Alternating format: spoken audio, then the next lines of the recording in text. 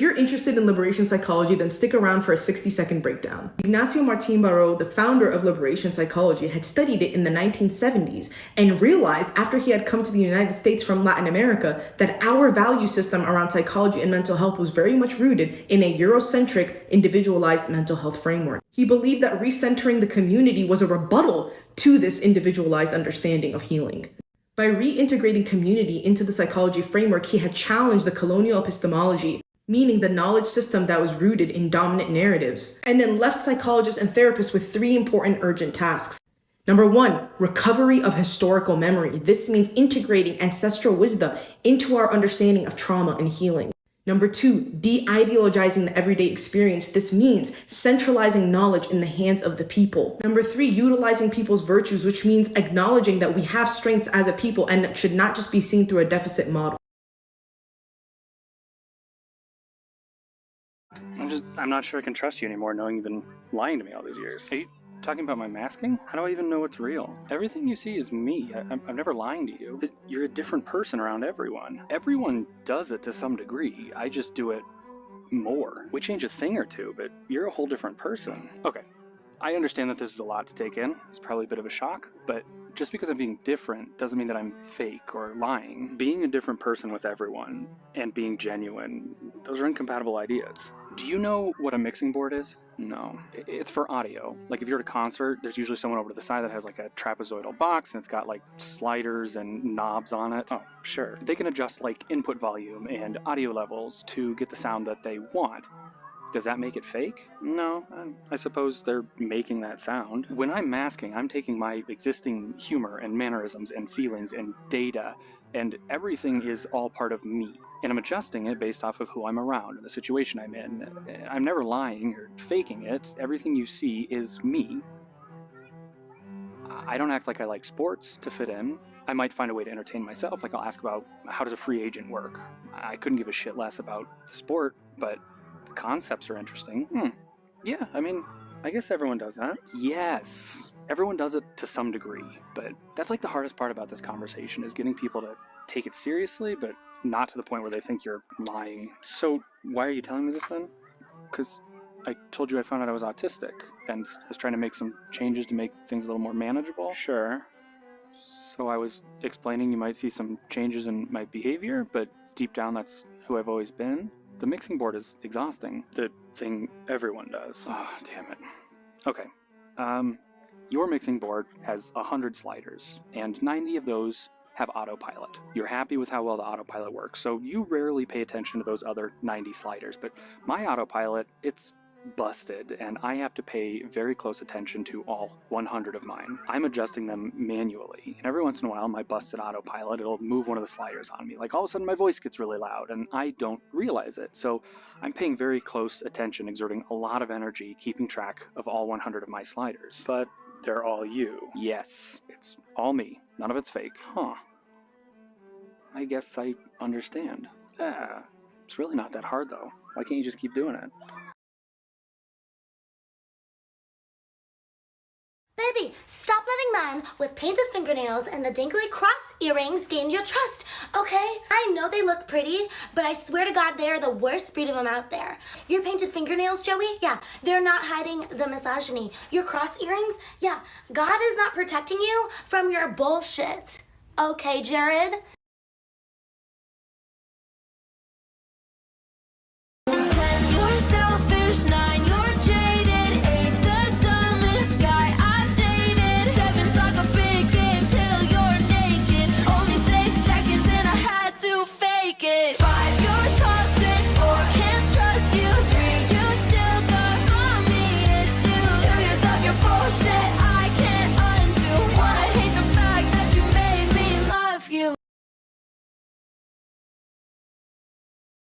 Good morning, bad news. Elon Musk just single-handedly screwed Ukraine. And while we can't legally say that he's helping Russia after a secret phone call this week with Vladimir Putin that might grant him access to Ukraine's massive lithium reserves if Russia wins the war, we can say that every single thing Elon Musk is doing right now is good for Russia and terrible for Ukraine. Musk is threatening to undo the only good thing he's ever done by shutting off Ukraine's free access to Starlink because he's insulted that he was told to f*** off by almost everyone after releasing his explicitly pro-Russia peace plan that nobody asked for. Musk's plan starts by suggesting that Ukraine holds supervised referendums in areas that have been illegally annexed and invaded by Russia and whose Ukrainian population has been forced out or or held at gunpoint during previous referendums. The next step of his plan is to hand Ukraine's Crimea directly to Russia, no referendum at all, citing embarrassingly false Russian historical revisionist propaganda that would also imply that Alaska still belongs to Russia. And let's not forget blocking Ukraine from joining NATO, which is Putin's only real goal besides invasion and annexation. But all of that became less surprising when a report came out that Putin and Musk had a secret phone call earlier in the week, which, by the way, Musk denies that the call took place, but we don't believe him. Because if you feel the urge to legitimize a genocidal invasion by a terrorist dictator holding fraudulent elections during a one-sided war, then go ahead and shut your fucking mouth and focus instead on building a car that doesn't trap you inside when it's on fire.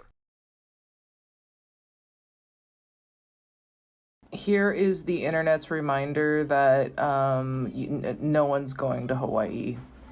I do not care if you have tickets, cancel them. Unpack your bags, you're not going. Hawaii is full. There are and have been too many tourists. Hawaii's got a housing crisis and a water crisis. The Navy in Hawaii just cannot get it together, and their jet fuel just keeps ending up places it shouldn't be. If you're so concerned about the tourism economy, find a local Hawaiian business, buy their stuff, have it shipped to you. Better yet, just give them your money. We wait patiently until we're invited. What's up? Check it out. This video is gonna do my job for me. I want to eat that. Can you do one on black men, please, love? Yes, I will tell you why many Filipina love black men. But I'm pretty sure that many of you will say, oh my God, she's racist. Oh my God, everything I say is racist, right? Anyway, let us start from number 1. Reasons why Filipina love black men. So number 1, black men are so handsome. That's right, black men are so handsome. Number 2, chocolate men are very strong. Filipina love it when our men can protect us from any possible harm and danger. Number 3, their world is so big. Many Filipinas love big world. That's right. Number 4, 5, and 6, chocolate men are caring, loving, and romantic. And many chocolates men mama told them, boy, you better treat your woman the way your papa treat your mama with respect. You see, if they don't treat their woman right, they will get in trouble from their mama. Number 7, chocolate men have an amazing smile. They have the best smile ever. Number 8 and 9, chocolate men are funny and talented.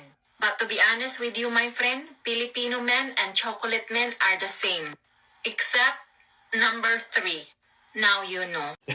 You know, I want to start this video off by pointing out, my grandfather always said the pathway to hell is paved with good intentions. I recognize that when this woman made this video, she was being humorous and trying to be a comedian, and that she had great intentions when making this video. However, intentions does not override impact.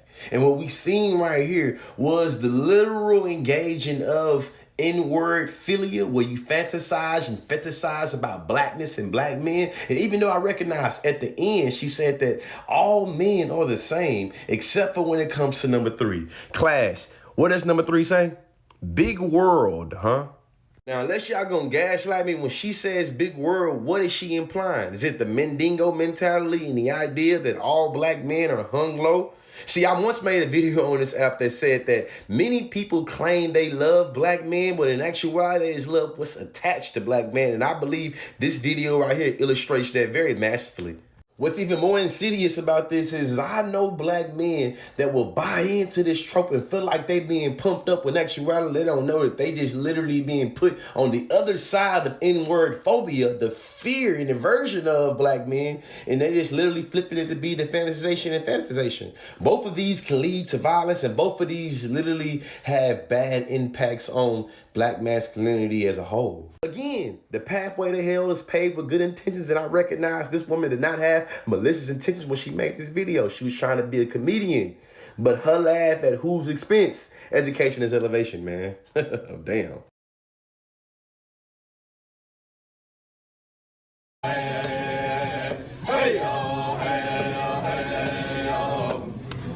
It's your birthday, today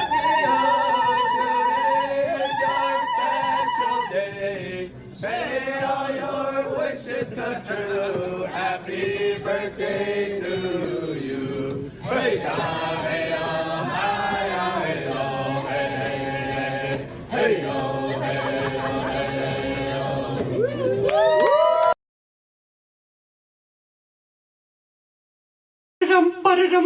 Breaking news! It's day 220 of being a girl, and we have another boob update. I have been on hormones now for 10 months, and I started to dissolve my estrogen pills under my tongue, which some of my trans gal friends told me to do, and I'm not a doctor, so don't take my word for it, but I'm telling you, it's working so much better. I mean, can you kind of tell the little bit of change in my face? And look, I have boobs. Like, there's no question about it. And this is officially my boob shirt, right? But, wow, look at that side angle. Whoa! But sometimes I forget that I have them. Like yesterday, I hopped out of the shower and my Uber Eats delivery was here. So I wrapped myself in a towel around my waist to go get it. And as I was opening up the front door, I remembered that I have these and that I can't just show them off. And, you know, thank God the delivery person had already walked away or they would have seen them and I just would have felt terrible. So I do think it's a little silly that men can show their chests and women can't. But we'll get into that another day. You know, I'm just excited to see where these land, and I'm not getting them done in December with my other procedures because I need to grow a little bit more tissue. But, you know, all is well here in Dylan land, and I love ya.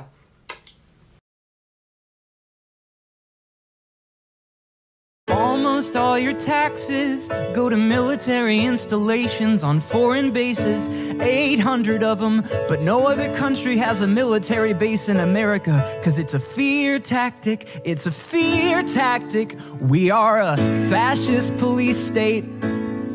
Fascist police state, wasting your money. It could go to education or making millions of jobs, upgrading our energy grid. But nope, no, no, no, no, no, no. We are a fascist police state.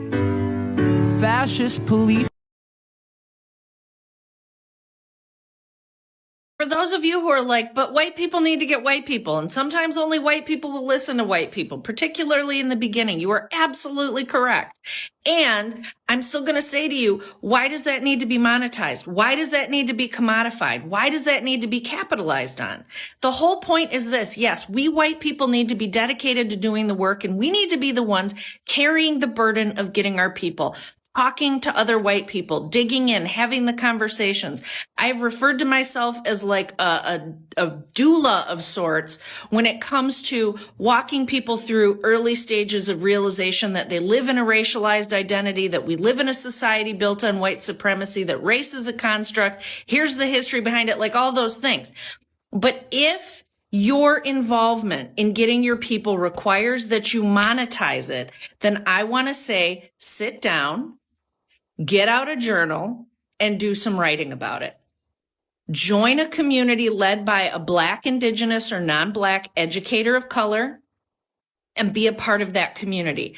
Commit to holding off and pausing and waiting and dedicating your time to at least a couple of years of deep learning before you step onto any sort of platform or stage or anything. Because the further you get in your journey, the more you realize that doing that very thing perpetuates white supremacy. So you've got all these white content creators out on this app profiting off of anti-racism, profiting off of Black pain, trauma, and death. And they're doing it without a care, without accountability, and they're causing harm. They're creating a counterfeit counterforce in the name of anti-racism that looks and sounds and feels like anti-racism to the average person, but is in fact doing the opposite. It is truly a wolf in sheep's clothing. And I'm not saying that these people don't have good intentions or even that they haven't done good work. You know, like I have seen a number of them actively out and about and doing work that is good. I think they have good intentions. I think that they, want to help and be of assistance. But the reality is, if we're not doing that deep work and we are not learning the ways in which whiteness shows up and the ways that we perpetuate it and learning to dismantle that, then we're just going to continue to create white supremacy in a different name. And right now, that name is white-led anti-racism movements. Happy Oktoberfest, Magnet. It's today. What's Oktoberfest? LaQuasia, it's a little bit racist. of you to expect Mountain to educate you on all of her little tribal holidays. I was asking you.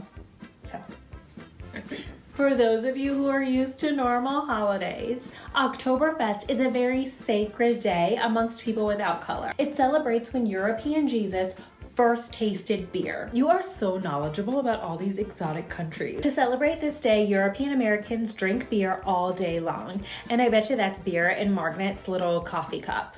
Wait, what? You're drinking right now, Montana? It is unprofessional and illegal for you to drink beer at work, Mary. That is a huge HR violation. If you go dump out your beer, we won't say anything. 3 things rich people do not want you to know. Number 1, we never pay full price. I consolidate all my shopping with one store and one sales assistant or personal shopper. That way I get the best. When I say protect Black people, I mean protect Black women, Black men, non-binary Black people, Black children, trans Black people, queer Black people, neurodivergent Black people with disabilities, incarcerated Black people.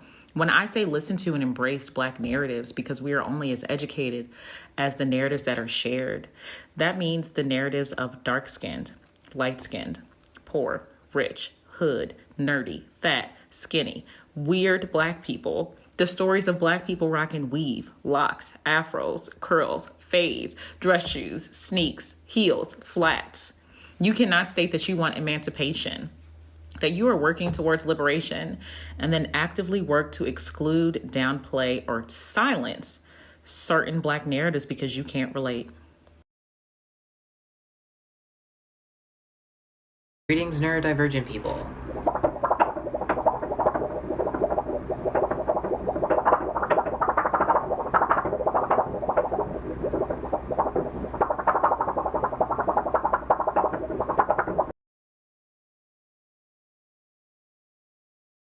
That's Teddy, and that's also Teddy. I named them all Teddy because I can't tell the difference. What if we took all the Starbucks baristas and had them work on the fucking railroad? At this point, I'm more or less certain that the kind of like MAGA communist patsos types that you see on Twitter and Twitch streams are either dipshit reactionaries, complete grifters, or federal agents. And this video is a really good example, right? You know, the core premise being like, oh, we should take the baristas and make them railroad workers to alleviate the labor shortage in the railroad industry because fuck it, they're not doing real work. And on one end, it completely misses the point, which is that a labor shortage doesn't exist. It's a shortage of companies willing to adequately compensate their labor forces, right? But also, despite the fact that, you know, Starbucks workers have materially different conditions than, say, like a railroad worker or a dock worker, like they're still proletarian by definition, right? You know, they're exchanging their labor for wages and they're being exploited systematically. The intelligent thing to do would be organizing amongst all of these cohorts and creating cross-sectional solidarity with people who are all fundamentally being exploited. But instead, people like the guy in that video are creating these like needless factional divides and being like, oh, well, that's just not real work. Like, dude, you're doing the Fed's work for free. For a yellow bone, long hair star. Thick in the hips, come get in my car. So you party with a star. We take off and go to. So I was walking down the street and a police officer approached me and asked if I could answer some questions. And I was like, yeah, of course, you know, a cab, but like, you know, more than happy to answer some questions for you. What's going on? He said I looked a lot like a guy that had robbed a cash loan place the night before. And he showed me a picture of the guy and I was like, that kind of does look like me. Yeah, no, but I couldn't have. I was actually at audition that night. He was like, oh, an audition for what? Like, he seemed really interested. I was telling him all about it and everything. And he goes, listen, just come down to the station, clear this up, because you're the only guy that we've seen in the area that kind of looks like him. So I was like, sure, of course, no problem. I'll come down. I'll show you guys the evidence on my phone because I record every audition that I do as well. And I'll also put you in touch with the people that did my audition so you'll know where I was from time to time. He said, perfect. Let's figure it out. Let's go do it. Yeah, we didn't figure it out at all, actually. They ended up taking me to county jail, and I was there illegally for like 30 days with a bond of $10,000. Now I know, hey, isn't that illegal? Isn't that crazy? Yes, that's why that's all I'm telling you about my experience, because I am going to be suing them. Oh, absolutely, I'm going to be suing them. The fuck out of them. So thank you guys for bearing with me while I was literally in hell for 30 days.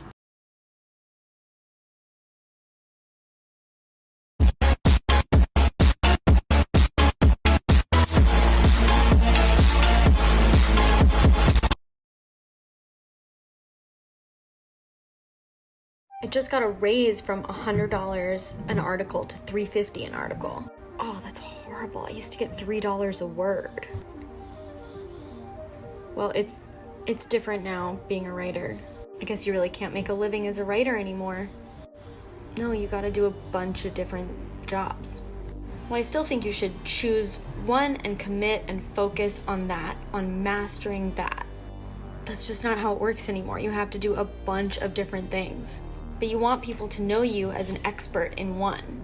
I may never be able to retire, so I'm not trying to choose one job for the rest of my life. What do you mean you can never retire? My generation is being faced with the possibility of never being able to retire. What about Social Security? There's not enough Social Security.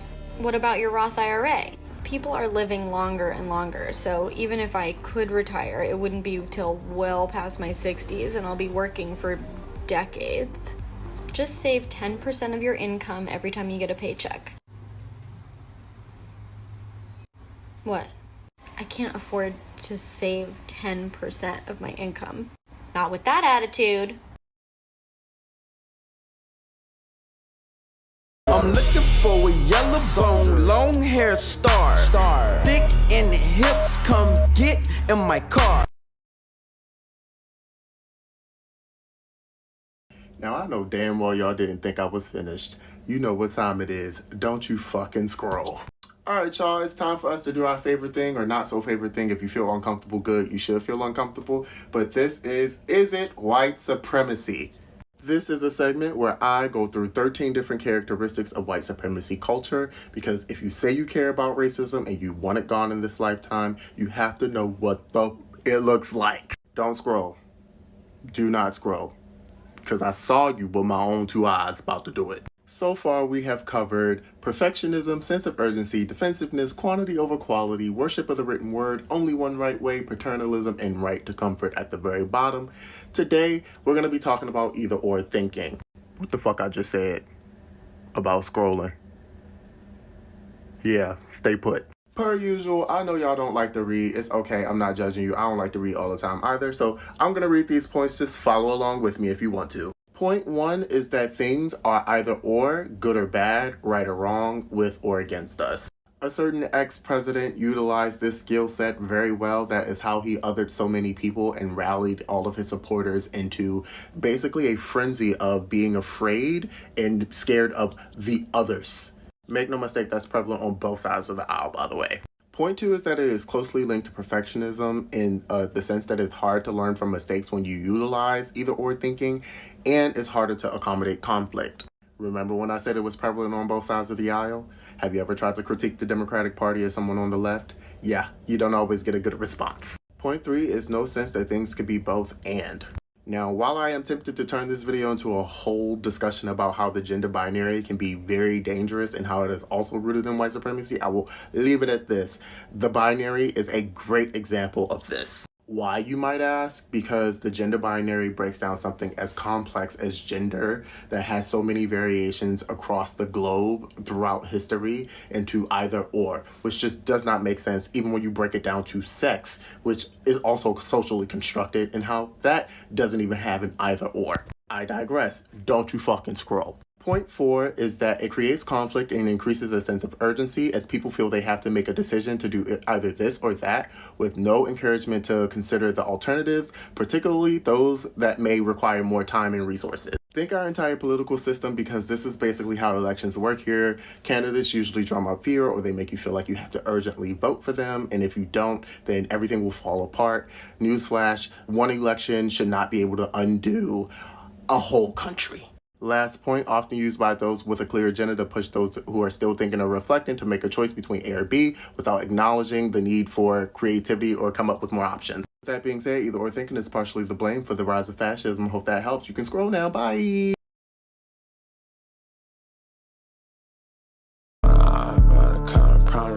Speak up when I hop about to cut, I promise I'm gonna speak up when I hop about to cut, I promise I'm gonna speak up when I hop about to cut, I promise I'm gonna make. You guys know what genre of music sucks? Swag rock. Walk back down, good, stand my ground.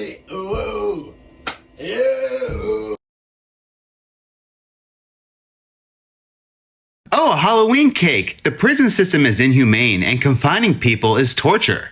Retributive justice has been shown over and over again to not work whatsoever and to hurt even more people.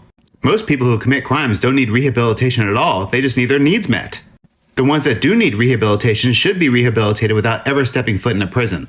The ones who can't be rehabilitated should be separated from society but allowed to live comfortably. Imprisoning people as punishment is morally wrong and we should abolish prisons now. That looks delicious.